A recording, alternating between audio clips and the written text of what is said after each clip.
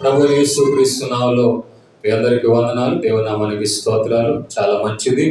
ఈ నూతనమైన మాసములో మనం చూస్తూ ఉండగానే అడుగు పెట్టాం. ఎలా అనిపించింది అంటే పోయిన వారమే కదా, నెల మారింది అన్నట్లుగా గడిపేశాడు దేవుడు. నమ్మిక ఉంచిన వాళ్ళు గట్టి హల్లెలూయా చెప్తారా? నమ్మకం ఉంటే ముందు బాగుంటది. ఇంకా నా మీద నమ్మకం ఉంచారయ్యా అని ఇంకా వీలు చేస్తాడు దేవుడు. గడి చెప్పండి హల్లెలూయా. మరి అంత పొగిడినప్పుడు, గట్టిగా వచ్చినప్పుడు వరాలు కూడా ఇస్తాడు కదా. రారాజు మన దేవుడు. జై అన్నప్పుడు ఏం కావాలరా అంటాడు.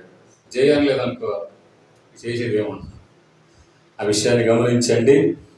నా ప్రియమైన దేవుని బిడ్డలారా, యోనా గ్రంథములో నుండి 1వ అధ్యాయము 1వ వచనాన్ని మనం చదువుకుందాం. యెహోవా వాక్కు అమిత్తయి కుమారుడైన యోనాకు ప్రత్యక్షమై ఇలాగు. చాలండి. ముందుగా ఒక విషయం చెప్తున్నాను, నా గుండెల భారం మీకు చెప్తున్నాను. నమ్మకమైన యవనస్తుల కొరకు ప్రార్థన చేయండి. పరిచర్య చేయగలిగిన వాళ్ళు, ఏమండి, పాటలు పాడగలిగిన వాళ్ళు, డ్రమ్ము కొట్టగలిగిన వాళ్ళు అందరు కావాలి. ఎలా ఉంటుందంటే ఆదివారం వచ్చిన వెంటనే ఒకే పాత్రాభినయాన్ని చేయాల్సింది వస్తుంది. అర్థమైందండి? కనుక బాధ్యత కలిగిన వాళ్ళు లేవనెత్తేటట్లుగా యవనస్తులని ప్రేరేపించి నడిపించేలాగా చాలా మంది యవనస్తులు కలుస్తున్నాం, రెండయ్య అంటున్నాం. ఏమండి, ఓటు నీకేలే అంటారు కానీ తర్వాత లెక్కల్లో ఏం కనపడట్లా. కనుక ఈ విషయాన్ని మీరు గమనించుకోండి. నమ్మకమైన యవనస్తులు కావాలి. పరిచర్యలో పాలుభగస్తులుగా ఉండగలిగిన యవనస్తుల కొరకు ప్రార్థన చేయండి. కనుక దేవుని వాక్యాన్ని మనం చూస్తూ ఉన్నాం. అమిత్తయి కుమారుడైన యోనాకు యెహోవాకు ప్రత్యక్షమై ఇలాగు సెలవిచ్చెను. చూడండి, దేవుని వాక్యం 1వ వచనములు మనం చూడగలుగుతున్నాం. దేవుని వాక్కు ఒక వ్యక్తికి ప్రత్యక్షమైంది. ఇక్కడ అతను ప్రవక్త, అతను సేవకుడా, అతను ఇంకొక వ్యక్తినా కాదు, కానీ ఒక మనిషి, ఒక వ్యక్తి. ఓ మాటలో చెప్పాలంటే దేవునిని ఎరిగిన వాడు. అతనే ఒక మాట చెప్తాడు. తర్వాత మీకు చెప్తున్నాను ఏమని ప్రత్యక్షమై దేవుని వాక్కు సెలవిస్తుందంటే, నినివే పట్టణస్థుల దోషము నా దృష్టికి ఘోరమాయను గనక నీవు లేచి. నినివే అనగా ఒక పట్టణం, ఒక పాపముతో నిండిన పట్టణం. కొడి ఎడమకు వ్యత్యాసము తెలియకుండా, వరసవాయువులు తెలియకుండా, ఇష్టానుసారంగా జీవిస్తూ స్వాతంత్రాన్ని మరొకరిని బానిసగా చేసుకొని అనుభవిస్తున్నటువంటి ఒక పట్టణం. అంతే కదండి. బలమున్నవాడికి బలహీనుడు ఏమవుతాడు? బానిస అవుతాడు. డబ్బున్నవాడు డబ్బు లేనివాడు ఏమవుతాడు? అప్పు తీసుకున్నవాడు అప్పు ఇచ్చిన వాడికి అప్పు తీసుకున్నాడు ఏమవుతాడు? ఇది నేను కాదు, బైబిల్ ఒక దగ్గర అంటుందన్నమాట. అంటే అలా భయంకరమైన వాతావరణం. ఒక స్త్రీకి బానిసైన వాడు ఏమైపోతాడు? ఒక దాసుడు మారిపోతాడు. ఒక పురుషుడుగా బానిస అయిపోయి శరీరాన్ని నమ్ముకున్న వాళ్ళు ఏమైపోతారు? బానిసలు అయిపోతారు. బాధ్యతపరమైన వాతావరణాలు వేరు, ఇష్టానుసారమైన జీవితం వేరు. బాంధవ్యాలు, బాధ్యతలు ఉన్నప్పుడు అది బానిసత్వము లెక్కలో రాదు. కానీ ఆ పట్టణస్థులు బానిసలుగా ఉన్నారు పాపానికి, ఇష్టానుసారమైన జీవితానికి బానిసలుగా ఉన్నారు వాళ్ళు. కనుక వాళ్ళ పరిస్థితి దేవుడు చూసి ఏమంటాడంటే, నీవు లేచి ఏం చేయాలంట? నీవు లేచి మన ఊరు గురించి కానీ, మన రాష్ట్రం గురించి కానీ, మన దేశం గురించి కానీ ఎంత దోషాలు మనం వింటున్నాం, ఎంత పాపక్రియలు మనం వింటున్నాం, నరహత్యలు వింటున్నాం, ఏమంటే దొంగతనాలు వింటున్నాం. దొంగతనం అంటే అర్థమైందండి, ఒక వ్యక్తి కష్టార్జితాన్ని పేల్చటమే కదా. ఆ కుటుంబంలో నవ్వు రాకుండా నువ్వు ఆపేస్తున్నావు కదా.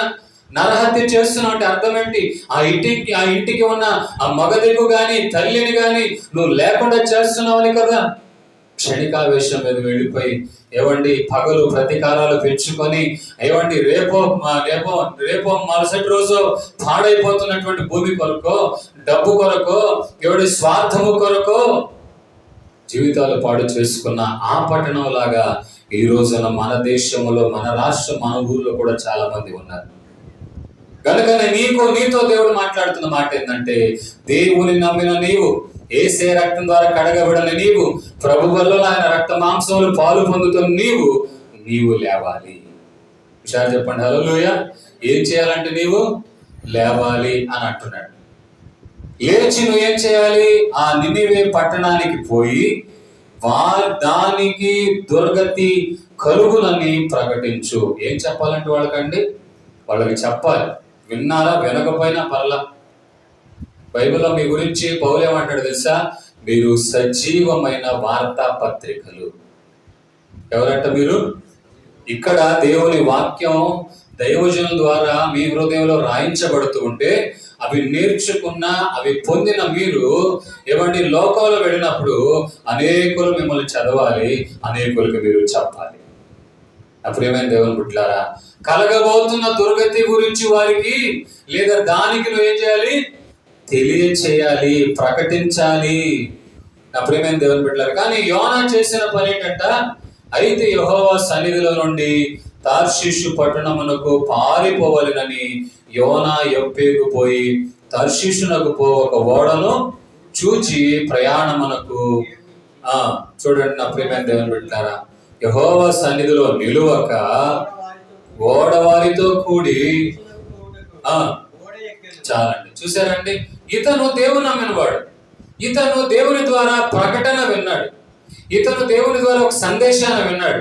నువ్వు దేవుని నమ్మావు కదయ్యా, నువ్వు పాపం నుండి రక్షింపబడ్డావు కదయ్యా, నువ్వు రక్తం ద్వారా కడగబడ్డావు కదయ్యా, నువ్వు దేవుని నమ్మిన నీవు, ఆ ప్రతి దేవుని సన్నిధానంలో గడుపుతున్న నీవు, ఏమండి ప్రభు బల ఆరాధనలు పాలు పొందుతున్న నువ్వు చేయాల్సిన పని ఏంటంటే నినివే పట్టణంలో ఉన్న పాపము గురించి, వాళ్ళకి కలగబోతున్నటువంటి ఆ దుర్గతి గురించి నువ్వు వాళ్ళకి తెలియచేయాలంటే ఇతనేం చేశాడంటే అక్కడ నుండి పారిపోయాడు. దేవుడిచ్చిన బాధ్యతను పక్కన పెట్టి పారిపోయాడు.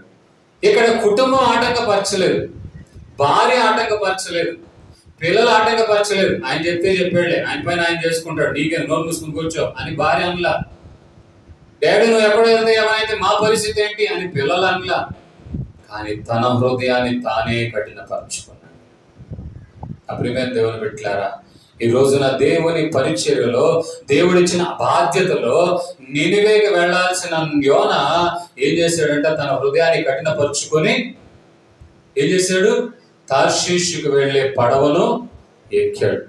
ఈ రోజున ఎంతో మంది సేవకులు అక్కడికి వెళ్తే చంపబడతారని తెలిసి కూడా వెళ్తున్నారు, నరకబడతారని తెలిసి కూడా వెళ్తున్నారు.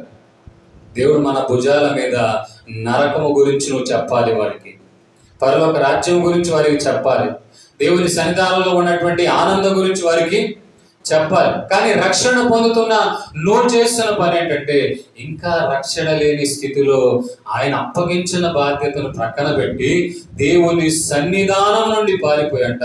తర్షీషు ఓడలో ఉన్నవాళ్ళతో కలిసిపోయాడు. తర్షీషు ఓడలో ఉన్నవాళ్ళు ఎవరో తెలుసా అండి? అన్యజనులు. ఎవరంటే వాళ్ళు? చెప్పాలి. ఎవరంటే వాళ్ళు? అంటే దేవునిని ఎరగని వాళ్ళు. మీరు సుదీర్ఘంగా తర్వాత వస్తూ ఉంటే ఆ మాటలన్నీ కనబడతాయి. వాళ్ళతో కలిసిపోయాడు, వాళ్ళతో ప్రయాణం అయిపోయాడు. నువ్వు ప్రయాణం అవ్వాల్సింది ఎవరితో? దేవుని నమ్మిన వాళ్ళతో. నువ్వు కలిసి బ్రతకాల్సింది ఎవరితో? దేవుని నమ్మిన వాళ్ళతో. నువ్వు ఎవరితో సహవాసము చేయాలి?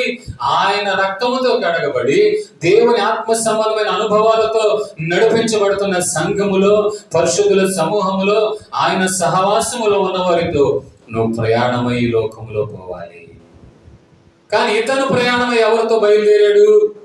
ఆ తర్షీషు పడవలో ఉన్న ఏవండి ఆ యొక్క ప్రయాణం చేసే నావను నడిపే వాళ్ళతో.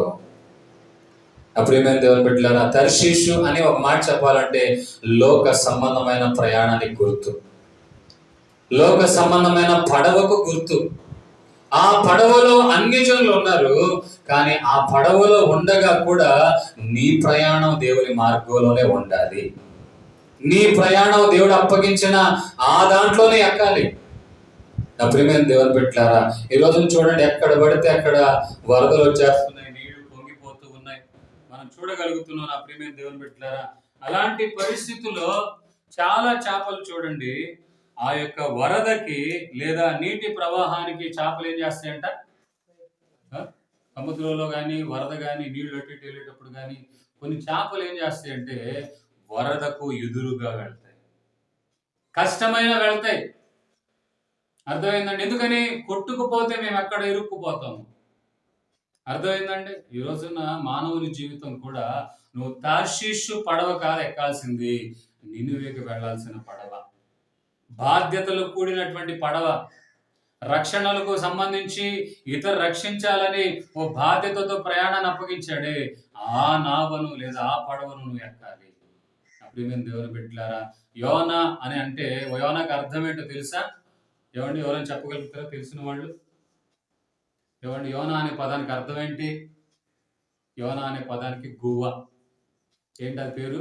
మీరు అవసరం తర్వాత చూడండి, మీరు ఫోన్లో సెర్చ్ చేసుకోవచ్చు, లేదా నిఘంటు చూసుకోవచ్చు. మీకు తోచిన పదజాలం, జ్ఞానం, బైబిల్ సంబంధించిన జ్ఞానం ఏదైనా సరే అక్కడ రాయబడిన మాట అండి. ఆడ యోనా అనే పదానికి అర్థం ఏంటంట? గువ్వ. నేను ఎక్కువ విస్తారంగా వేరే విషయాలు చెప్పట్లేదు, కానీ నోవహు కాలములో పావురాన్ని వదిలితే జీవముతో కూడిన సమాచారాన్ని, మంచి విషయాన్ని సంగ్రహించుకొని ఆ యొక్క పావురం వచ్చింది. ఇప్పుడు ఇక్కడ ఒక మాట చెప్పాలంటే, నోవహుకు బదులుగా దేవుణ్ణి చూడగలిగితే దేవుడు గువ్వను వదిలాడు, పావురాన్ని వదిలాడు, గువ్వను వదిలాడు. ఈ పావురం జాతుల్లో కూడా గువ్వ అనేది మనకు రోడ్ల మీద కనపడుతుంటాయి. చిన్న చిన్న పావురంలాగే ఉంటాయి, కానీ పావురాలు కాదు, చిన్న చిన్నవి అవి పక్షులు. అర్థమైందండి? ఆ గువ్వని నోవహు వదిలాడు. ఏమండి? రక్షణ గురించిన విషయాన్ని నాకు సంగ్రహించుకొని తీసుకురా అని. కానీ ఈ గువ్వ చేసిన పని ఏంటో తెలుసా? ఏమండి? దేవుడు అప్పగించిన రక్షణను గురించిన వార్తను లేదా ప్రకటించాలి అనే వార్తను చెప్పడం మానేసి ఏమండి మరో దారిన వెళ్ళిపోయింది, వేరే పడవ ఎక్కింది. ఈరోజు నా ప్రియమైన దేవుని బిడ్డలారా, దేవుడు నిన్ను రక్షించింది ఒక బాధ్యత మీద, కానీ ఇంకా పసిపిల్లలాగా ఉండకుండా, ఇంకా లోకములో దేవుని జ్ఞానము కూడా తెలియని వారి వలె ఉండకూడదని ప్రభు పేరట మీ అందరితో కూడా బ్రతిమాలుతున్నాం. సంఘముల బాధ్యతలు కానివ్వండి, కుటుంబ బాధ్యతలు కానివ్వండి, దేవుని గురించిన బాధ్యతలు కానివ్వండి, అన్నిటిని కూడా మనము జాగ్రత్తగా సరిచూసుకొని వెళ్ళగలిగితే దేవుడు దానికి తగ్గ ఆశీర్వాదాలు దేవుడు మీకు ఇస్తాడు. ఇక్కడ నేర్చుకుని ఎక్కడే విడిచిపెట్టకుండా ఈ జ్ఞానాన్ని మీ హృదయంలో మోసుకొని వెళ్ళండి. చెప్పండి హల్లెలూయా. దేవుని పెట్టారా, దేవుని వాక్యంలో మనం చూడగలుగుతూ ఉన్నాం. నా ప్రియమైన దేవుడు తార్షీషు పడవ ఎక్కాడు. ఎవరు ఎక్కారండి? ఎవరు ఎక్కారు? తార్షీషు అనేది ఒక పట్టణం, నినివే అనేది ఒక పట్టణం. దేవుడు యోనాకు చెప్పింది ఏంటంటే, నినివే అనే పట్టణానికి వెళ్ళండి, ఎందుకంటే అక్కడ భయంకరమైన పాపంతో ప్రజలు ఉన్నారు, వారికి నువ్వేం చేయాలి? ప్రకటించాలి. ఈరోజు నీవు కూడా ఎన్నో గ్రామాలు ఉన్నాయి చుట్టుప్రక్కల, లేదా నీ చుట్టుప్రక్కల ఎంతో మంది ప్రజలు ఉన్నారు, వారికి నువ్వేం చేయాలి? రాబో రోజుల్లో కలగబోతున్న భయంకరమైన పరిస్థితుల గురించి నువ్వు చెప్పాలి. రాబో పరిస్థితులు వాడికి ఏం తెలుసయ్యా అంటే, నువ్వు అనుకోవచ్చు, ఒకవేళ అనారోగ్యంతో ఉన్నారనుకో, అయ్యో ఇది చాలా ప్రమాదకరమైంది, దేవుని దగ్గర రండి, దేవుడు కార్యం చేస్తాడు అని నీవు ఆ రక్షణను గురించిన వార్తలు వాళ్ళకి చెప్పాలి. వాళ్ళకి వెరితనం అనిపించినా వదిలేసి మనం చేసేది ఏం లేదు, కానీ వాళ్ళలో నీ మాట ఒక చిగురును కలిగిస్తుంది. విచారం చెప్పండి హల్లెలూయా. నేను ఒక అనేజాన్ని కలిసా. అతను అన్నాడు, ఏమండి మొన్న నొప్పి వచ్చేసింది, బాగా నొప్పి పడుతుంది, ఇక్కడ పోతే దాదాపు 14,000 తీసుకున్నారు హాస్పిటల్ వెళ్తే. అదే కర్ణాటకలో అయితే మా ఊర్లో 7,000 అయిపోయేదండి అని అంటే, నేను అన్ని విని ఒక మాట అన్నాను, రేపు ప్రార్థన చేస్తానయ్యా నేను మీకోసం అని చెప్పి వచ్చాను. అయ్యా నా కోసం కొంచెం చూడండి, ఎందుకంటే నా ప్రార్థన గురించి తెలుదుగా అతనికి. నా కోసం కొంచెం చూడండి అంటే, సరేలే ప్రార్థన చేస్తాను. ప్రియమైన దేవుని పెట్టారా, అందుకని కొన్నిసార్లు చెప్పేటప్పుడు ప్రార్థన అవసరత కలిగిన వాళ్ళ కోసం ప్రార్థన చూసారా, ఇవన్నీ కలుపుకొని. ప్రియమైన దేవుని పెట్టారా, మనము కూడా నువ్వు పని చేస్తున్నా, నువ్వు ప్రయాణం అవుతున్నా, కొన్నిసార్లు నేను చెప్తున్నాను చూడండి, ఘనంగా చెప్తున్నాను లేకపోతే గొప్పగా చెప్తున్నాను కాదు, కానీ ట్రైన్లో ప్రయాణం వాడు హిందీ వాడు కానీ, కన్నడ వాడు కానీ, ఎవడు కానీ వదలను. వాడు హిందీ వాడు, ఉత్తర భారతదేశం వాడు, అమ్మో యేసు ప్రభు నమ్మనోడు ఉన్నారు అన్న కూడా పట్టించుకొని హిందీలో సువార్త చెప్తాను. అర్థమైందంటే కన్నడలో అంటే కన్నడలో కూడా సువార్త చెప్తాను. ఎందుకనంటే మన భుజాల మీద ఉంది, నువ్వు తెలుసుకొని ఏం చేయాలి? వాళ్ళకి చెప్పాలి.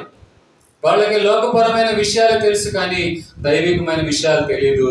కానీ నువ్వు ప్రార్థన చేస్తామండి మేము అన్నాం అనుకో, ఈ లోపు మన ప్రార్థన ఫలించి అద్భుతం జరిగితే దేవుడు అతనిని దేవుని మందిరాన్ని నడిపిస్తాడు. పిలిస్తే రారండి మందిరాలకి, అద్భుతం జరిగితే వస్తారు. ఇది బలవంతంగా మార్చేది కాదు. వాళ్ళ మనస్సు ఏ విషయం అయితే నెప్పించబడుతుందో, ఏ విషయం అయితే బాధించబడుతుందో, ఎప్పుడైతే ప్రార్థన ద్వారా వాళ్ళు విడుదల పొందుతారో, పిలవకపోయినా వాళ్ళే వస్తున్నారు దేవుని సన్నిధానంలో. నా ప్రియమైన దేవుని బిడ్డలారా, దేవుని వాక్యం అంటుంది తార్షీషు వెళ్ళే పడవని ఎక్కాడు యోనా. కానీ అక్కడ జరిగిన పని ఏంటంటే దేవుని సన్నిధానం నుండి ఏం చేశాడంటే అతను పారిపోయాడు, నిలవలేకపోయాడు. ఎందుకు నిలవలేకపోయాడు? దేవుడిచ్చిన బాధ్యతలో తట్టుకోలేకపోయాడు. నువ్వు తట్టుకోలేకపోతే నిలవలేవు, ఆధ్యాత్మికమైన జీవితంలో నిలవలేవు. అర్థమైందంటే నువ్వు తట్టుకోలేకపోతే విశ్వాస జీవితంలో నిలవలేవు, నువ్వు తట్టుకోలేకపోతే పరిచర్యలో నిలవలేవు, సేవలో నిలవలేవు, నీ కుటుంబ జీవితంలో నిలవలేవు, దేవుడు అప్పగించిన బాధ్యతలో నిలబడలేవు. తట్టుకొని అంటే అర్థం ఏంటంటే ఇతని మనసులో ఆ నినివే పట్టణం గురించి చేదు అనుభవం ఉంది. ఏమని? నినివే పట్టణస్తులు మంచివాళ్ళు కాదు, వాళ్ళు మా దగ్గరికి వచ్చి మా దగ్గర ఎక్కువ పన్నులు వసూలు చేస్తున్నారు. ఇప్పుడు ఉదాహరణ చెప్తాను. ప్రతిరోజు మనకు ఎదురవుతుంటారు కదా రకరకాల వాళ్ళు. అందులో మనం అప్పు తీసుకున్న వాళ్ళు కూడా ఉంటారు. వాళ్ళు మాట్లాడిన మాటలు విని మన హృదయం ఏమనిపిస్తుంది?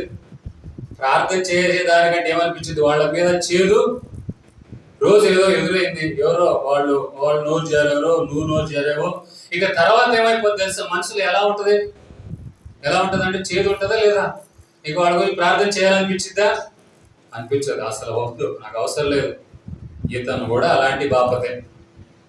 కానీ బైబిల్ అంటుంది నీవు శత్రువులను సహితం ప్రేమించాలి. ఒక దేవుని నమ్మిన వాడు లౌకిక విషయములలో తన వంతుగా ఎంతవరకు తన పాత్ర ఉంటుందో అంతవరకే తన పాత్రలో ఉండాలి. కొన్ని దగ్గర మేము వెళ్ళాలని ఇష్టపడేందుకు తెలుసా? లోక సంబంధమైన వాతావరణం ఎక్కువ ఉంటుంది. అక్కడ వెళ్ళిపోయి సామాన్యులాగా ఉండాలంటే మాకు ఇష్టము కలగక ఇబ్బందికరంగా అనిపిస్తుంది కొన్నిసార్లు. కొంతమందికి అది బాధ అనిపించినా పాపుల మధ్యలో నీతిమంతులు ఎక్కువ కాలం ఉంటే ఏమైపోతారు? నీతిమంతులు ఏమైపోతారంటే వాళ్ళ విచారాలు ఏమైపోతాయి? చెప్పలేంటండి. మారిపోవా? ఏం చేస్తే ఏముంది, వాళ్ళు బాగున్నారు, వీళ్ళు బాగున్నారు, నేను ఎంత నీతిగా ఉంటుంటే, నేను ఎంత ప్రార్థన చేస్తుంటే ఏముంది, వాడు అప్పులు తీసుకున్నాడు బాగానే ఉన్నాడు, వీడు దొంగతనం చేసినాడు బాగానే ఉన్నాడు, వాడు ఎంత వచ్చింది మాకు తెలుసులే, ఎక్కడెక్కడ కొట్టేసాడులే, ఇన్ని అనుకుంటాం. ఎక్కడుంటే? మనుషుల మధ్యలో ఉంటే. ఎక్కడ చెప్పండి? హల్లెలూయా. నా ప్రియమైన దేవుని బిడ్డలారా, చూడండి, దేవుని వాక్యంలో చూస్తూ ఉన్నాం. ఆ పన్ను ఎక్కువగా వసూలు చేస్తున్నారు వాళ్ళు ద్రోహులు, వాళ్ళు దుర్మార్గులని ఇతను వెళ్ళి చెప్పాలనుకోలేదు. ఇతను ఎవరు? దేవుని ఎరిగినవాడు. ఇతను ఎవరు? దేవుని ప్రేమ తెలిసినవాడు. ఇతను ఎవరు? వాక్యము తెలిసినవాడు. కానీ ఇతని మనసులో మాత్రం లౌకికమైన మనసు కలిగి ఉన్నాడు కనుక అక్కడికి వెళ్ళాలనుకోవట్లేదు. ఈరోజు నీ మాటను బట్టి దేవుడు మనతో మాట్లాడుతున్న మాట ఏంటంటే వారు ఎవరైనా సరే నువ్వు వారికి దేవుని సువార్తను ప్రకటించాలి. ఒకవేళ నిన్ను బట్టి ఒకప్పుడు ఏదో నెప్పించబడినా నువ్వు ధైర్యం చేసి వెళ్ళి చెప్పు. ఎందుకంటే నీ భుజం మీద ఉన్న బాధ్యత అది. ఈరోజు ఎందుకని ఎక్కువ మంది సేవకులు ఎందుకు అప్పుడు తిరగరు, ఎందుకు జనాలతో ఎక్కువ కలవరు, ఎందుకు ఈ పెళ్ళిళ్ళు పేరంటానికి ఎందుకు ఎక్కువ వెళ్ళరంటే లౌకికమైన పరిస్థితులు ఎక్కువ ఉండలేరు కనుక. ఒక సామాన్యులాగా ఉండలేరు, ఒక లౌకికపరమైన వ్యక్తులాగా బ్రతకలేరు. నా ప్రియమైన దేవుని బిడ్డలారా, అయినా మనకు సువార్త చెప్పాలి వారికి. ఆ బాధ్యతను మనం ఒకవేళ నువ్వు చేయకపోతే నువ్వు కూడా దేవుని సన్నిధానములో నిలవలేకపోతున్నావు అని అర్థం. అర్థమైందండి? సూటిగా పరిశుద్ధాత్మ దేవుడు మనతో చెప్తున్నాడు. ఎంతమందికి నువ్వు సువార్త చెప్పావు? ఒక మాట నేను చెప్తున్నాను, రక్షింపబడిన నాటి నుండి ఎంతమందికి నువ్వు చెప్పావు? అర్థమైందండి? ఒక ప్రశ్న వేసుకుంటే ఎవరైనా సరే, నువ్వు ఏ స్థితిలో ఉన్నా సరే, నీ స్థాయి ఏదైనా సరే, ఒక ప్రశ్న నువ్వు ఎవరికైనా చెప్పావా? నువ్వు పనిచేసే దగ్గర చెప్పావా? నలుగురితో మాట్లాడేటప్పుడు ఇంకా కొన్నిసార్లు అసలు మునిగిపోయి టైం కూడా గుర్తుపెట్టుకోవా? అందులో ఒక్క మాట అయినా దేవుడి గురించి చెప్పావా? అర్థమైందండి? ఒక ఆమె అంటుంది, అసలు మాట్లాడుతుంటే నాకే అర్థం కావట్లేదండి నేను ఎక్కడున్నాను అని. ఒక అంతగా మునిగిపోతున్నావే, అందులో ఒక్క మాట అయినా. మన మనసు ఎలా ఉండాలంటే వింటూ వింటూ వింటూ ఉండి ఆఖరికి ఒక మాట వేయాలి. అవునమ్మా, ఎక్కడ పోతున్నావు ప్రార్థనకి అన్నారు. ఎక్కడ పోతున్నావు ప్రార్థనకి అన్నారు. పాష గారు చూసుకుంటాడులే, ఆయన వచ్చే పని ఆయన చూసుకుంటాడు, ఆయన తీసుకోవాలి, మనకెందుకు? కాదండి, దేవుడు నీ భుజం మీద బాధ్యత కూడా పెట్టాడు. లేకపోతే దేవుడు రేపు ఏం ప్రశ్న అడుగుతా తెలుసా? వాళ్ళ జీవితం అలా ఉంటే నువ్వు చెప్పావా? అర్థమైందంటే వాళ్ళు అప్పుల్లో ఉన్నారే, నువ్వు వాళ్ళకి దేవుని గురించి చెప్పావా?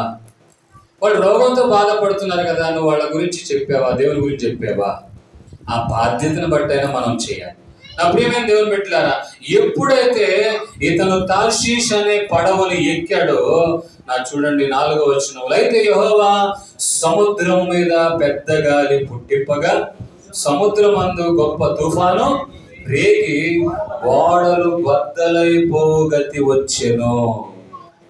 ఇతను దేవుని సన్నిధానంలో నిలవక, దేవుని మాటను పట్టించుకోక, దేవుని మాటలు లెక్క చేయక, ఏమైందిలే, నాకు నచ్చలేదు, నాకు నచ్చినప్పుడు నేను ఎందుకు వెళ్తాను, నిలువేకి ఎందుకు వెళ్తాను, నాకు క్షేమకరమైన నా ఇష్టం వచ్చినట్టుగా ఉండగలిగిన జీవితాన్ని బ్రతికే హక్కు నాకు లేదా అని తార్షీషు పడవ ఎక్కాడు. కానీ దేవుడు ఏం చేశాడంట, ఆ సముద్రం మీద పెద్ద గాలి పుట్టించాడంట.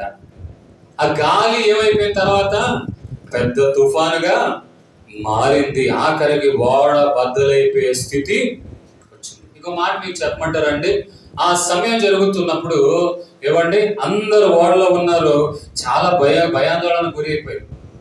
పడవ నడిపే వాళ్ళందరూ భయాందోళనకు గురి అయిపోయారు. అది సరుకు రవాణా చేసే ఓడ.